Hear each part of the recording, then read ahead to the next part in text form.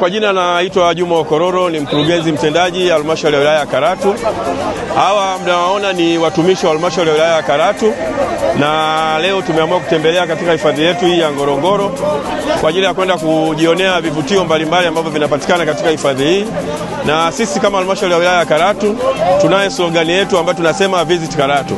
Unaposema visit Karatu, maana yake utembelee Karatu, uje kujionea vivutio mbalimbali ambavyo vinapatikana katika halmashauri yetu ya wilaya ya Karatu. Mojawapo ni makumbusho ya Geopark na vivutio mbalimbali ambavyo vinapatikana, utalii wetu wa asili kule katika bonde la Eyasi.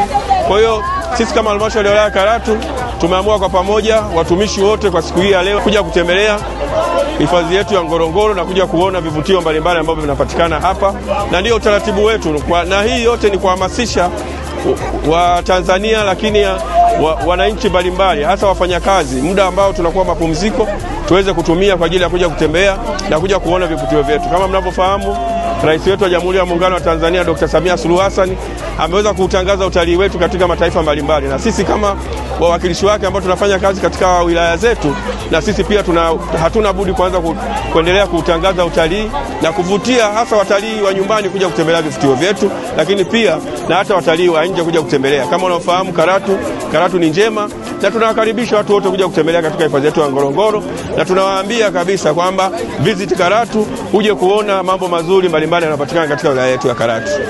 Karibu nyumbani ni